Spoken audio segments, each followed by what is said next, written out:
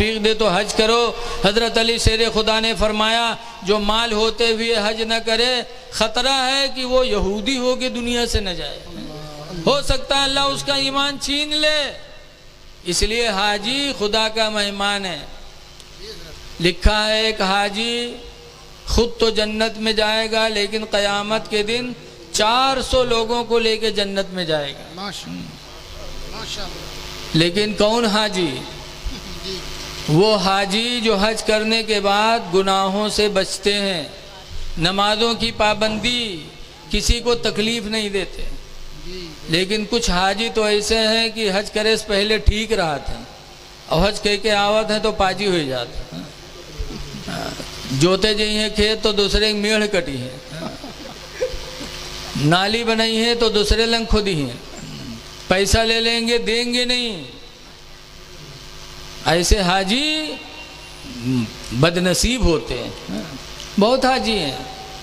हमने पढ़ा है दिल्ली की जामे मस्जिद थी, एक आंधा बेचारा भीख मांगने के लिए कटोरा लेके गवा, दरवाजा पर रख दी। नमाजी नमाज पढ़ रहा है, जब नमाज पढ़ के निकले लागे तो अंधवा मांगे लागे अल्लाह के नाम पर, अल्लाह के नाम पर। तो बेचारे निकले ठन्नी चवन्नी डारे चले जाए, खन्न खन्न बोले कटोरवा तो दुआ दे अल्लाह भला करे, अल्लाह भला करे। अत्ते में एक नमाजी निकले तो बजाय डाले के जो उन कटोरम रहे उसका बटोरे ही ला गया, पंजम भरे ही ला गया।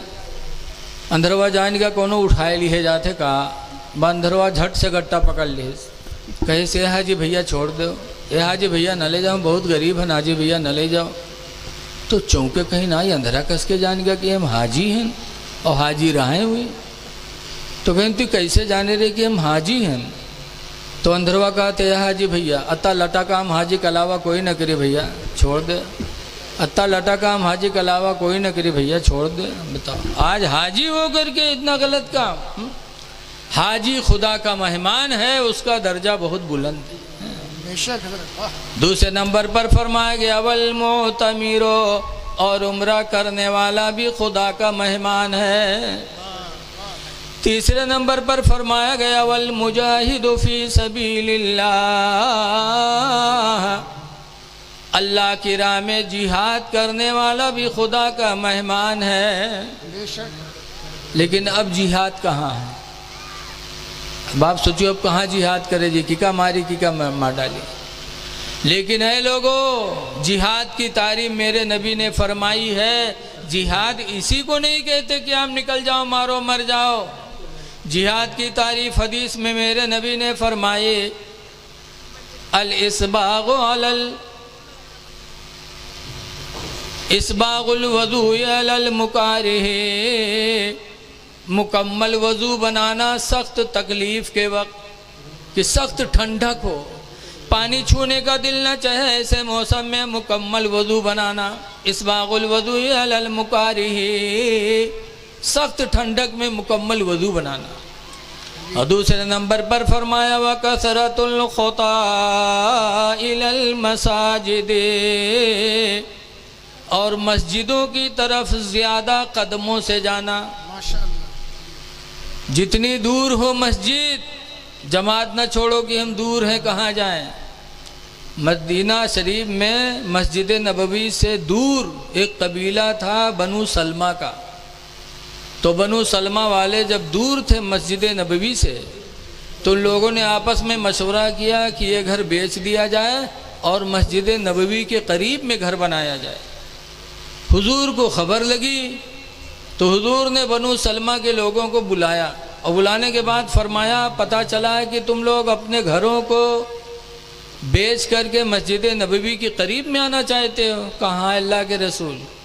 हुजूर ने फरमाया घर न बेचो, जहाँ हो वहीं रहो।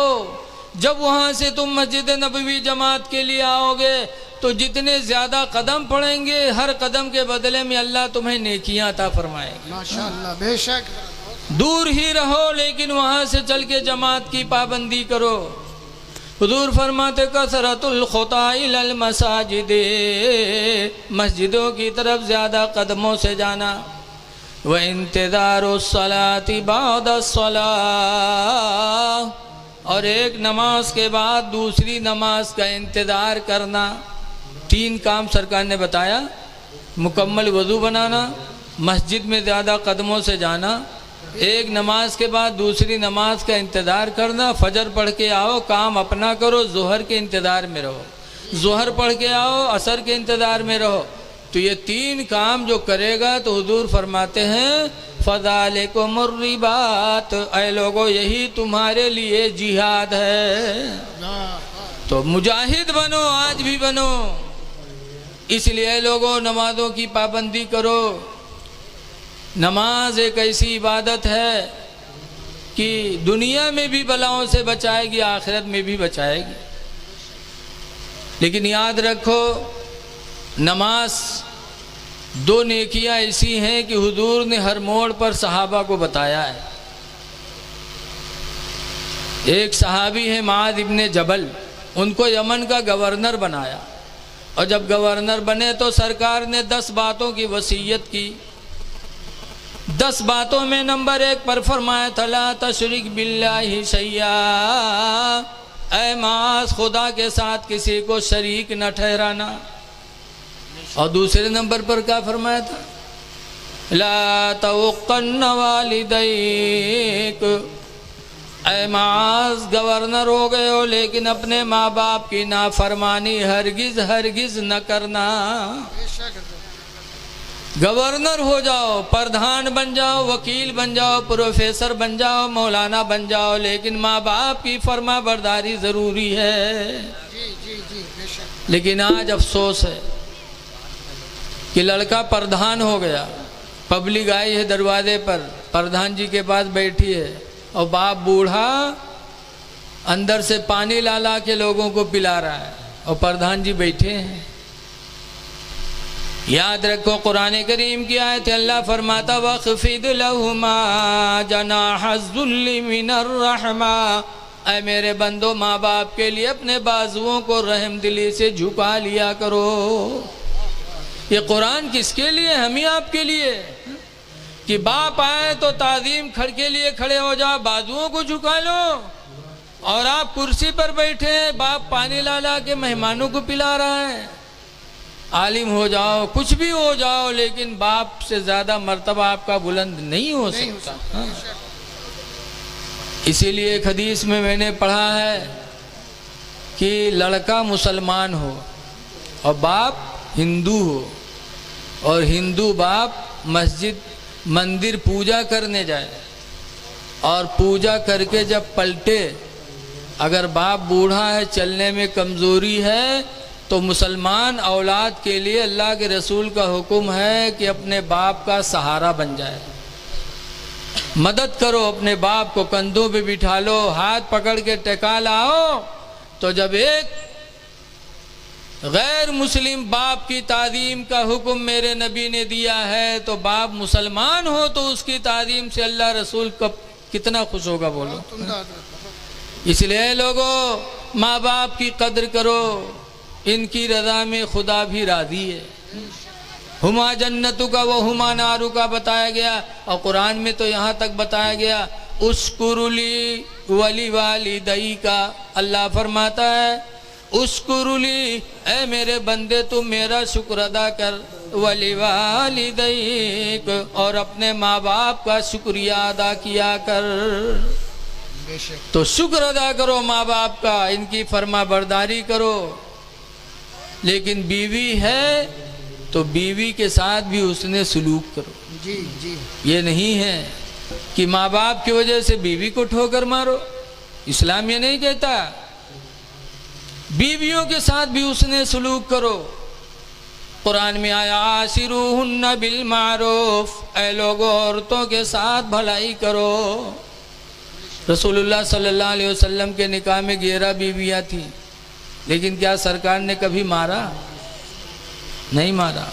पूछा था सरकार की बीवियों से लोगों ने, या निसान नबी ज़रबकुन्ना रसूलुल्लाही, ऐ नबी की बीवियों ये बताओ क्या रसूलुल्लाह ने तुम लोगों को कभी मारा?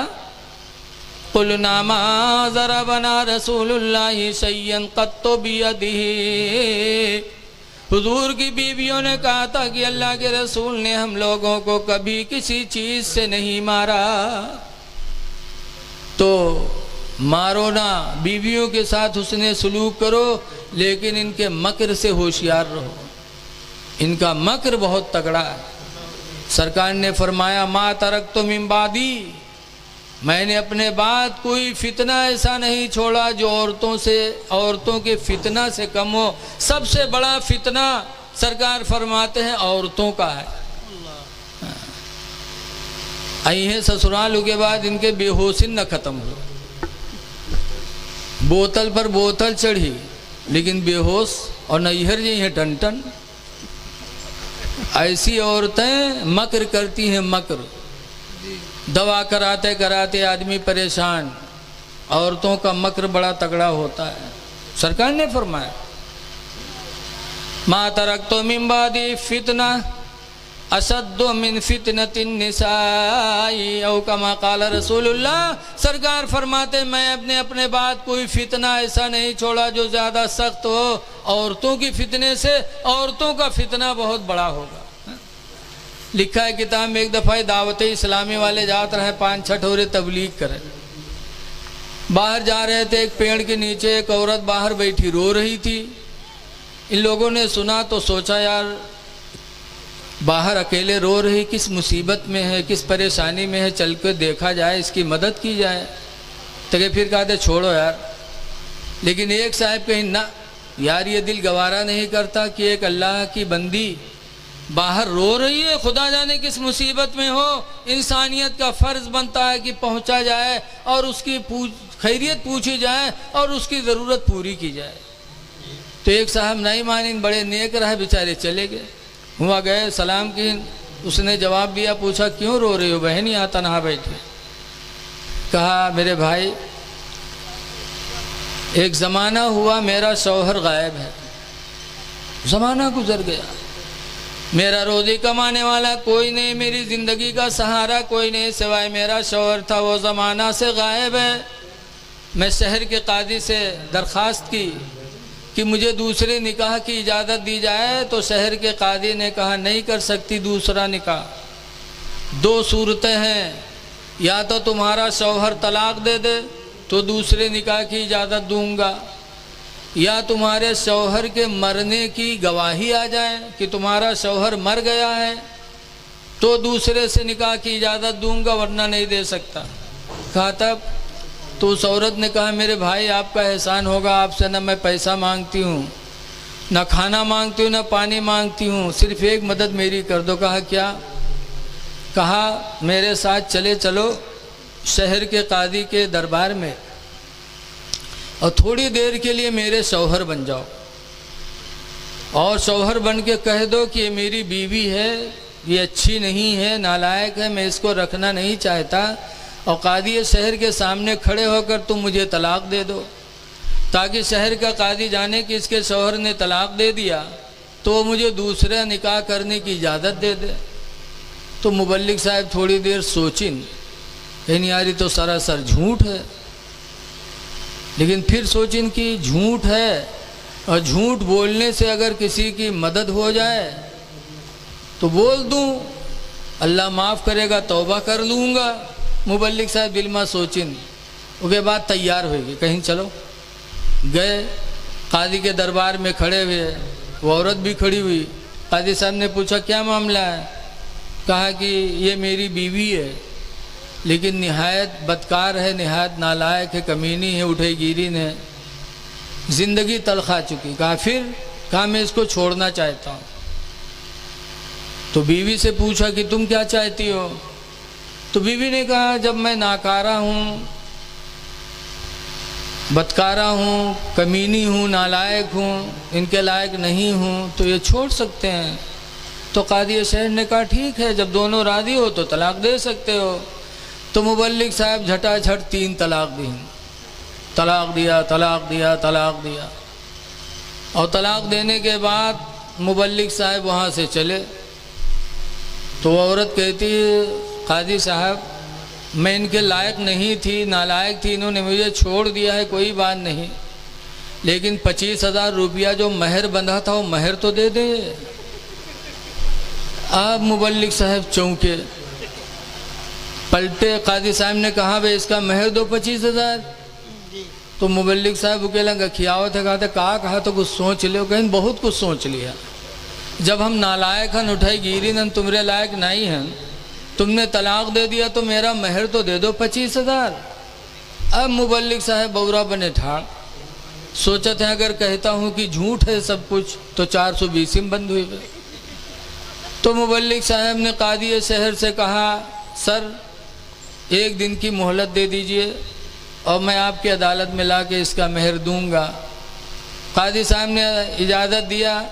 गए मुबल्लिक साहब ज़मीन उमीन बेचिन और ज़मीन बेच के लाए। जब 25,000 रुपया दीन तब छुट्टी पहन।